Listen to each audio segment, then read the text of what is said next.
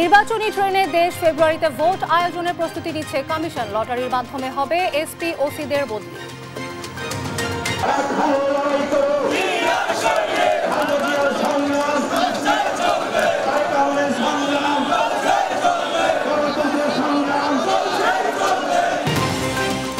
দেশ জুড়ে বিএনপির বিজয়ের র্যালিতে নেতাকর্মীদের ঢল। স্বপ্নের বাংলাদেশ গড়তে সবার সমর্থন চাইলেন তারেক রহমান। দেশ এবং জনগণের কল্যাণে এই সকল কর্মসূচি বাস্তবায়নের জন্য বিএনপি জনগণের সমর্থন এবং সহযোগিতা চায়। নির্বাচনের ঘোষণায় রাজনৈতিক সংকট কাটবে আশা মির্জা ফখরুলের। জুলাই সনদের ভিত্তিতে ভোটের দাবি জামায়াতের। জুলাই ঘোষণাপত্রে নতুন সংবিধানের দাবি উপেক্ষা করা হয়েছে বলছে এনসিপি। কক্সবাজার সফরের জন্য 5 নেতাকে শোকজ। আবু সাইদ হত্যা মামলায় অভিযোগ গঠন, বিচার শুরুর আদেশ। শেখ হাসিনার বিরুদ্ধে আরো 2 জনের সাক্ষ্য ও জেরা। পাহাড়ি ঢলে 30 সেকেন্ডে তছনছ ভারতের উত্তরাখণ্ডের গ্রাম। নিখোঁজ অন্তত 100, বিপর্যস্ত হিমাচল প্রদেশও। এবং অনূর্ধ্ব 20 নারী এশিয়া কাপ বাছাইয়ে শুভ সূচনা বাংলাদেশের। সাগরিকার জোড়া গোলে লাওসকে হারালো 3-1 গোলে। সংবাদ রাতে দেখছিলেন শিরোনাম, সঙ্গে আছি আমি মিশু হাসান। এবারে বিস্তারিত। ফেব্রুয়ারির প্রথমার্ধে নির্বাচন, তার 2 মাস আগে তফসিল ঘোষণা করা হবে বলে জানিয়েছেন প্রধান নির্বাচন কমিশনার এএমএম নাসির উদ্দিন। আগারগাঁও নির্বাচন ভবনে এক ব্রিফিংয়ে এমনটি জানান তিনি। তিনি বলেন, প্রধান উপদেষ্টার দেয়া সময়সীমা অনুযায়ী নির্বাচন দিতে প্রস্তুতি নিচ্ছে কমিশন। নির্বাচন সংশ্লিষ্ট সব পক্ষের সঙ্গে কমিশন আলোচনায় বসতে ইচ্ছুক বলেও জানান তিনি। শিউলি রায়ের রিপোর্ট। অন্তর্বর্তী সরকারের পক্ষ থেকে আমি প্রধান নির্বাচন কমিশনারের কাছে চিঠি পাঠাবো যেন নির্বাচন কমিশন আগামী রমজানের আগে 2026 সালের ফেব্রুয়ারি মাসে জাতীয় নির্বাচন অনুষ্ঠানের আয়োজন করেন। প্রধান উপদেষ্টার জাতির উদ্দেশ্যে ভাষণের পর বুধবার সাংবাদিকদের সঙ্গে মুখোমুখি সিএসি এএমএম নাসির উদ্দিন। এই সময় তিনি কথা বলেন নির্বাচনের সময়সীমা ও প্রস্তুতি নিয়ে। ফেব্রুয়ারির প্রথম দিকে তারিখটা আপনারা জানবেন 2 মাস আগে। তফসিল হবে ভোটের তারিখের 2 মাস আগে। ফেব্রুয়ারিতে নির্বাচন করার জন্য বিভিন্ন চ্যালেঞ্জ থাকা সত্ত্বেও আমরা কিন্তু আমাদের প্রস্তুতি এগিয়ে নিচ্ছি। ইনশাল্লাহ আমাদের কোনো প্রস্তুতিতে ঘাটতি হবে না। একদম একটা সুন্দর নির্বাচন করার জন্য যে ধরনের প্রস্তুতি আমাদের নেওয়া দরকার সেটা ইনশাল্লাহ আমরা নিচ্ছি। ভোটার লিস্টে হয়ে যাচ্ছে। আমাদের প্রকিউরমেন্ট আমরা এমনি টার্গেট করেছি 22 সেপ্টেম্বর ইনশাল্লাহ শেষ করে ফেলতে পারবো। প্রধান নির্বাচন কমিশনার বলেন, এবারের নির্বাচন আয়নার মতো স্বচ্ছ করতে ইসি কাজ করে যাচ্ছে। সেই ক্ষেত্রে ভোটার ও রাজনৈতিক দলকে গুরুত্ব দেওয়া হচ্ছে। আগে চাপ থাকতো কোনো দলের পক্ষে কাজ করার জন্য, এখন চাপ থাকবে সম্পূর্ণ প্রফেশনালি নিউট্রালি কাজ করার জন্য। তাদের তো দায়িত্ব আছে বিশাল। আমি এই মেসেজটা রাজনীতিবিদ দলগুলোকে দিতে চাই। তারা একটা মেজর স্টেক হোল্ডার। আমাদের দায়িত্ব হবে খেলার মাঠটা তাদের জন্য সমান করে দেওয়া। তারা সুন্দর একই অপরচুনিটি পায় সেই চেষ্টাটা আমরা করছি এবং করব। এবার নির্বাচন সংশ্লিষ্ট পেশাজীবীরাও যাতে ভোট দেওয়ার সুযোগ পায় সেই জন্য তাদের পোস্টাল ব্যালটের আওতায় আনার কথাও ভাবছে কমিশন। আইন শৃঙ্খলা বাহিনী সুষ্ঠু নির্বাচন আয়োজনে সক্ষম বলেও নিশ্চিত করেন তিনি। যারা ইলেকশনে ইনভলভ থাকেন তারা ভোট দিতে পারেন না। তারা বুঝতে পারে কারণ তারা ইলেকশনের ওই প্রিসাইডিং পুলিং ডিউটিতে থাকে, এখন রিটার্নিং অফিসারের ডিউটিতে থাকে বা আইনশৃঙ্খলা বাহিনীর ডিউটিতে থাকে। এই 8-10 লক্ষ লোক যারা ইলেকশনের সাথে সম্পৃক্ত, আমরা তাদেরকে এবার একটা পোস্টাল ব্যালটে নিয়ে আসার চেষ্টা করব। আইনশৃঙ্খলা বাহিনীতে যারা আছে তারা আমার মতোই তো মানুষ। আমি যদি সাহস করে যদি আস্থা রাখতে পারি তারা হবে না। আওয়ামী লীগ নিয়ে বিচার কার্য চলমান থাকায় দলটি নির্বাচনে অংশ নিতে পারবে কিনা তা নিয়ে মন্তব্য করেনি সিএসি। তবে জানান আওয়ামী লীগের সমর্থকেরা নির্বাচনে ভোট দিতে পারবে।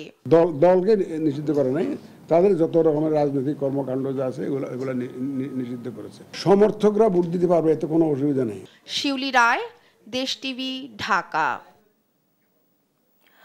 তফসিলের আগে প্রকাশ্য লটারির মাধ্যমে এসপি ও ওসিদের পদায়ন করা হবে বলে জানিয়েছেন স্বরাষ্ট্র উপদেষ্টা জাহাঙ্গীর আলম চৌধুরী।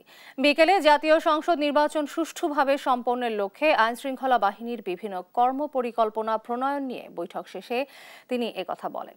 তিনি জানান, আগামী নির্বাচনে আইনশৃঙ্খলা রক্ষাকারী বাহিনীর ৮ লাখ সদস্য দায়িত্ব পালন করবে। তৌফিক মাহমুদ মুন্নার রিপোর্ট। প্রিয় দেশবাসী, বহুল প্রত্যাশিত জাতীয় সংসদ নির্বাচন আগামী ফেব্রুয়ারিতে অনুষ্ঠিত হবে বলে ঘোষণা দিয়েছেন প্রধান উপদেষ্টা ডক্টর মোহাম্মদ ইউনূস। মঙ্গলবার রাতে জাতির উদ্দেশ্যে দেওয়া ভাষণে তিনি একথা জানান। গেল বছর ছাত্র আন্দোলনের মুখে দেশ ছাড়তে বাধ্য হন তৎকালীন প্রধানমন্ত্রী শেখ হাসিনা। অন্তর্বর্তী সরকারের প্রধান হিসেবে দায়িত্ব নেন ডক্টর মোহাম্মদ ইউনূস। যেন নির্বাচন কমিশন আগামী রমজানের আগে 2026 সালের ফেব্রুয়ারি মাসে জাতীয় নির্বাচন অনুষ্ঠানের আয়োজন করেন। প্রধান উপদেষ্টার ভাষণের পর বুধবার দুপুরে সচিবালয়ে আসন্ন নির্বাচন সুষ্ঠুভাবে সম্পন্নের লক্ষ্যে আইন শৃঙ্খলা রক্ষাকারী বাহিনীর সঙ্গে বৈঠক করেন স্বরাষ্ট্র উপদেষ্টা। বৈঠক শেষে তিনি কথা বলেন গণমাধ্যমের সাথে। নির্বাচনের সময় এসপি ও ওসিদের পোস্টিং প্রকাশ্য লটারির মাধ্যমে হবে জানিয়ে উপদেষ্টা বলেন, মাঠে কাজ করবে ৮ লাখ আইন শৃঙ্খলা বাহিনীর সদস্য। বিভিন্ন ক্যান্ডিডেট চায় যে তার পরিচিত বা তার একজন ডিসি, বিএসপি বা ইউএনও বা ওসি নিতে পারে কিনা। এবার ক্ষেত্রে আমরা একটা ডিসিশন নিয়েছি, এটা স্যারের ইনস্ট্রাকশনের থেকে। এই ডিসিশনটা হলো আমরা স্পেশালি পুলিশ ডিপার্টমেন্টে এসপি এবং ওসিদের, আপনাদেরও আমি হয়তো ইনভাইট করবো, আপনাকে এই অ্যাসোসিয়েশনের সভাপতি এবং সেক্রেটারি, তাদের সামনে আমরা লটারির মাধ্যমে তাদের এই যে পোস্টিংটা আমরা করে দেব। জাতীয় নির্বাচনে লজিস্টিক সাপোর্ট নিয়ে আলোচনা হয়েছে উল্লেখ করে উপদেষ্টা জানান, প্রত্যেক কেন্দ্রে বডি ক্যামেরা দেওয়া হবে। আরেকটা জিনিস হলো যে আমাদের আর আজকাল আলোচনা হয়েছে যে আমাদের কি পরিমাণ ফোর্সের দরকার হবে পুরো ভালোভাবে ইলেকশনটা কন্ডাক্ট করার জন্য। এবং আমাদের ওখানে আপনারা জানেন সবার কাছে আমরা একটা বডি ক্যামেরা দেওয়ার চেষ্টা করব, এবং ওইটা কিভাবে প্রকিউর করতে হবে এবং কার কাছে থাকবে এইগুলি ব্যাপার আলোচনা হচ্ছে। অন্যান্য সময় যেমন আপনারা জানেন যে ওই প্রিজাইডিং অফিসাররা অনেক সময় অন্যের বাসায় ঠাসা, এইবার না, তারা যেন ওই সেন্টারে থাকতে পারে, ওখানেই ব্যবস্থা করা হবে। তাদের সাথে পুলিশ আনসার সবাই থাকবে। 47,000 ভোট কেন্দ্রে, প্রতিটা কেন্দ্রে আমরা একটা করে বডি ক্যামেরা দেওয়ার চেষ্টা করব। আগামী জাতীয় নির্বাচন সুষ্ঠু করতে আইনশৃঙ্খলা বাহিনীর প্রত্যেককে প্রশিক্ষণ দেওয়া হবে বলে জানান স্বরাষ্ট্র উপদেষ্টা। আমাদের এই আপনারা জানেন তৌফিক মাহমুদ মুন্না, আমাদের প্রধান উপদেষ্টা গতকালকে স্বপ্নের বাংলাদেশ বিনির্মাণে সবার সমর্থন চাইলেন বিএনপির ভারপ্রাপ্ত চেয়ারম্যান তারেক রহমান। রাজধানীর নয়াপল্টনে বিএনপির বিজয় শোভাযাত্রা পূর্ব সমাবেশে একথা বলেন তিনি। রাজনৈতিক দলগুলোর মাঝে ভিন্ন মত থাকলেও মুখ দেখাদেখি বন্ধ করা যাবে না উল্লেখ করে তারেক রহমান বলেন, ফ্যাসিবাদ বিরোধী ঐক্য ধরে রাখতে হবে। নিয়াজ মোর্শেদের প্রতিবেদন। এ জয়গান, বিজয়ের উল্লাস, দীর্ঘ 15 বছরের স্বৈরশাসন ব্যবস্থা অবসানের ছাত্র জনতার গণ আন্দোলনের 1 বছর পূর্তি উপলক্ষে বিজয় শোভাযাত্রা কর্মসূচিতে বিএনপি নেতাকর্মী ঢলে রাজধানীর নয়াপল্টন ও আশপাশের এলাকা পরিণত হয় জনসমুদ্রে। নির্ধারিত সময়ের আগেই মিছিল নিয়ে কেন্দ্রীয় কার্যালয় এলাকায় জড়ো হয় ঢাকা বিভাগের বিভিন্ন জেলার নেতাকর্মীরা। কারো হাতে দলীয় পতাকা, আবার কারো হাতে ফেস্টুন ও ব্যানার। দলীয় স্লোগানের সঙ্গে নেতাকর্মীদের নাচ গান সমাবেশে যোগ করে নতুন মাত্রা। বিজয় র্যালির আগে সংক্ষিপ্ত সমাবেশে বক্তব্য রাখেন সিনিয়র নেতারা। বলেন, এটি শুধু বিজয় উদযাপন নয়, নতুন শুরুর বার্তা। শোভাযাত্রায় জনস্রোত প্রমাণ করে জনগণই ক্ষমতার উৎস। নতুন বাংলাদেশে কার্যকর গণতন্ত্র প্রতিষ্ঠার কথাও বলেন তারা। 16 বছরের কালো অন্ধকার বিদীর্ণ করে বিজয়ের যে উত্তপ্ত আপনাদের আনন্দের বহিঃপ্রকাশ এখানে ঘটিয়েছে। আমাদের প্রতিশ্রুতি, এই বাংলাদেশ হবে সবচাইতে কার্যকর একটি গণতন্ত্রের বাংলাদেশ। জনগণ যাতে স্বাধীনভাবে তাদের প্রতিনিধিকে পাঠিয়ে দেশে একটি গণতান্ত্রিক সরকার প্রতিষ্ঠা করতে পারে। বৃহত্তর গণতন্ত্রের স্বার্থে, জাতিকে ঐক্যবদ্ধ রাখার স্বার্থে, আগামী দিনে এই দেশে একটি সুষ্ঠু ভোটের স্বার্থে আমরা সকল কিছু মেনে নিয়েছি। আমাদের চেয়ারম্যান তারেক রহমান সাহেবের যে দৃষ্টিভঙ্গি 31 দফার বাস্তবায়িত হতে চলেছে সংস্কারের মধ্য দিয়ে। সমাবেশে ভার্চুয়ালি যুক্ত হন দলের ভারপ্রাপ্ত চেয়ারম্যান তারেক রহমান। বলেন, দেশে গণতন্ত্র ও আইনের শাসন প্রতিষ্ঠায় সুষ্ঠু রাজনৈতিক চর্চা জরুরি। জাতীয় স্বার্থে ফ্যাসিবাদ বিরোধী শক্তিকে ঐক্যবদ্ধ থাকার আহ্বানও জানান তিনি। জাতীয় ইস্যুতে গণতন্ত্রের পক্ষের রাজনৈতিক দলগুলোর মধ্যে যাতে মুখ দেখাদেখি বন্ধ না হয়, সেই লক্ষ্যে জাতীয় স্বার্থে আমাদের সকলকে ঐক্যবদ্ধ থাকা প্রয়োজন। পরে বিএনপির বিজয় মিছিল উদ্বোধন ঘোষণা করেন তারেক রহমান।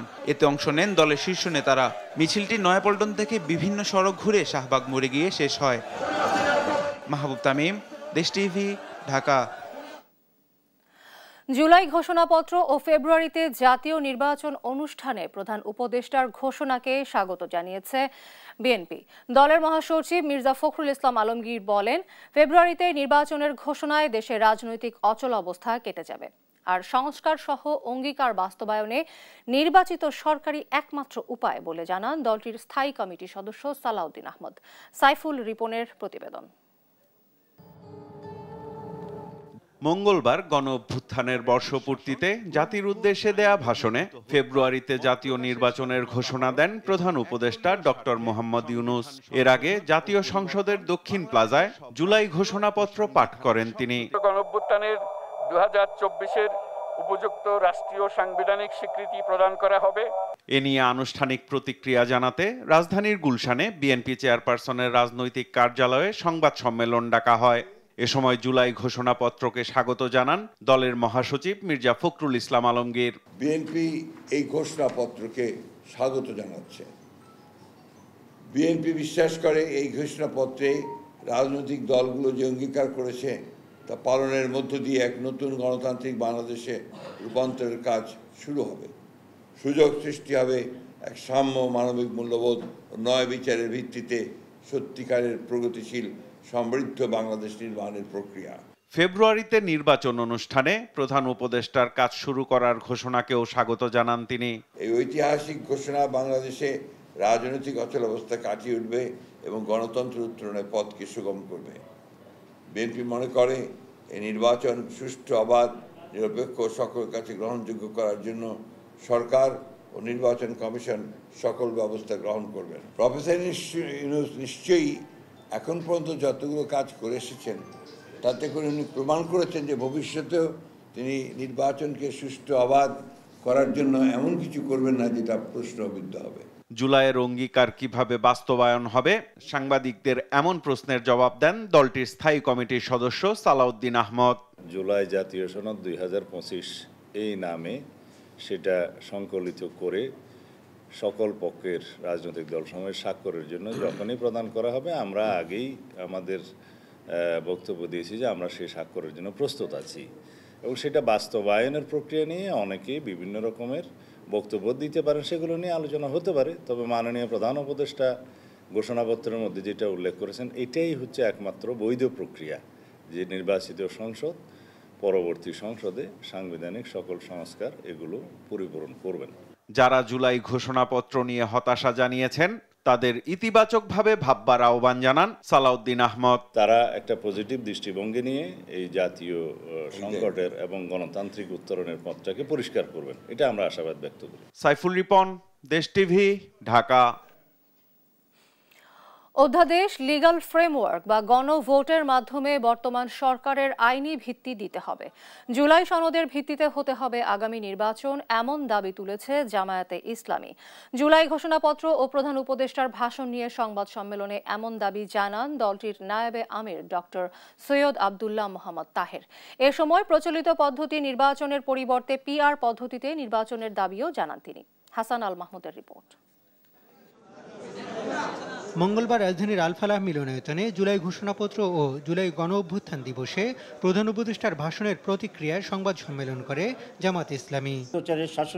লিখিত বক্তব্য পাঠ করেন দলটির নায়েবে আমির ডাক্তার সৈয়দ আবদুল্লাহ মোহাম্মদ তাহের। ঘোষণাপত্রকে অপূর্ণাঙ্গ উল্লেখ করে তিনি বলেন, ফ্যাসিবাদ বিরোধী দীর্ঘ সংগ্রাম, জুলাই অভ্যুত্থানের টার্নিং পয়েন্ট সহ মানুষের সংগ্রামের প্রতিফলন ঘটেনি। শহীদ ও আহতদের পরিবার সহ জুলাই যোদ্ধাদের মাঝে নতুনভাবে উৎকণ্ঠা পরিলক্ষিত হচ্ছে। ঐকমত্য কমিশনের মাধ্যমে জুলাই জাতীয় সনদ প্রণয়ন ও বাস্তবায়নের রূপরেখা কী হবে তা জাতির কাছে অস্পষ্ট।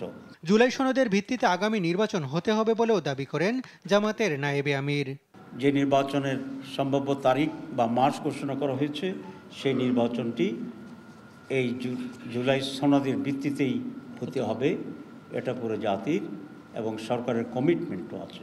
বর্তমান আইনশৃঙ্খলা পরিস্থিতি নির্বাচনের অনুকূলে না হলেও রোডম্যাপ ঘোষণাকে স্বাগত জানান সৈয়দ আব্দুল্লাহ মোহাম্মদ তাহের। প্রচলিত পদ্ধতির পরিবর্তে পিআর পদ্ধতিতে নির্বাচন দাবিও করেন তিনি।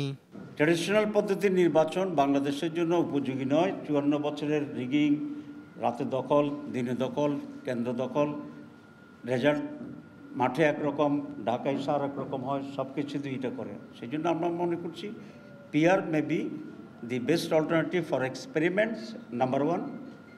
Number 2, যে PR এর মাধ্যমে ভোটারদের রিয়েল রিপ্রেজেন্টেশনটা হয়। নির্বাচনের তারিখ ঘোষণার আগে রাজনৈতিক দলগুলোর সঙ্গে সরকার আলোচনা করবে এমন আশাও জানান জামাতের এই নেতা। একেবারে সুস্থ নির্বাচন। হাসান আল মাহমুদ, দেশ টিভি, ঢাকা। জুলাই ঘোষণাপত্রে নতুন সংবিধান ও গণপরিষদ নির্বাচনের দাবিকে পাশ কাটিয়ে যাওয়া হয়েছে বলে মন্তব্য করেছেন এনসিপির সদস্য সচিব আক্তার হোসেন। নির্বাচনের আগে দৃশ্যমান সংস্কার ও বিচার দাবি করেন তিনি। এদিকে গণ অধিকার পরিষদ সভাপতি নুরুল হক নূর বলেন, জুলাই ঘোষণাপত্র বর্জন নয়, সংশোধন করতে হবে। নির্বাচন আয়োজনের পূর্বে সংস্কার, উপযুক্ত পরিবেশ ও লেভেল প্লেইং ফিল্ড নিশ্চিতের আহ্বানও জানান তারা। ফাহিম ইউসুফের রিপোর্ট।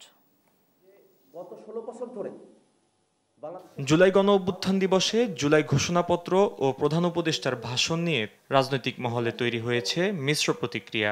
যে ঘটনাগুলো আমাদের জাতীয় বাংলা মোটরে দলের প্রধান কার্যালয়ে প্রধান উপদেষ্টার ভাষণের প্রতিক্রিয়া জানিয়েছে জাতীয় নাগরিক পার্টি এনসিপি। জুলাই ঘোষণাপত্রে নতুন সংবিধান ও গণপরিষদ নির্বাচনের দাবিকে পাশ কাটিয়ে যাওয়ার অভিযোগ করেন সদস্য সচিব।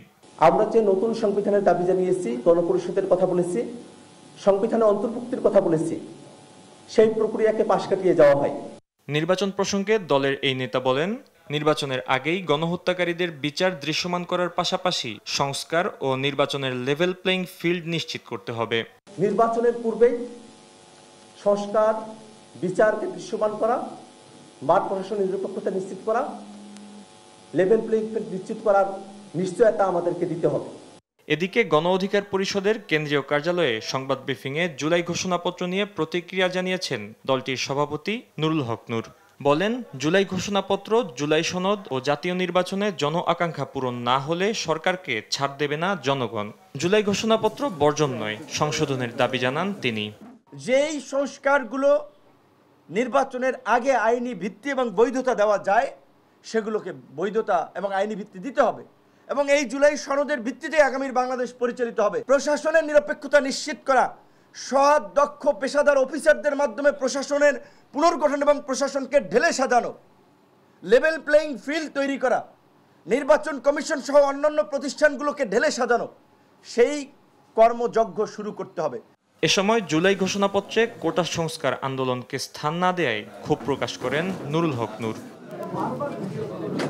ফাহিম ইউসুফ, দেশ টিভি, ঢাকা। দলের রাজনৈতিক পর্ষদকে না জানিয়ে জুলাই গণ অভ্যুত্থান দিবসে কক্সবাজার ভ্রমণ করায় জাতীয় নাগরিক পার্টির শীর্ষ 5 নেতাকে কারণ দর্শানোর নোটিশ দেয়া হয়েছে। আগামী 24 ঘন্টার মধ্যে সশরীরে হাজির হয়ে নোটিশের ব্যাখ্যা দিতে বলা হয়েছে। বুধবার এনসিপির যুগ্ম সদস্য সচিব সালেহ উদ্দিন সিফাত স্বাক্ষরিত পৃথক চিঠিতে 5 নেতার কাছে এই ব্যাখ্যা চাওয়া হয়।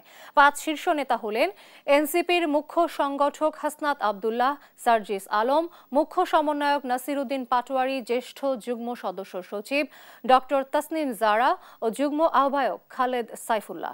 চিঠিতে বলা হয়, 5 অগস্ট জুলাই গণ অভ্যুত্থানের প্রথম বর্ষপূর্তিতে রাজনৈতিক পর্ষদকে না জানিয়ে কেন্দ্রীয় নেতারা ব্যক্তিগত সফরে কক্সবাজারে গিয়েছিলেন।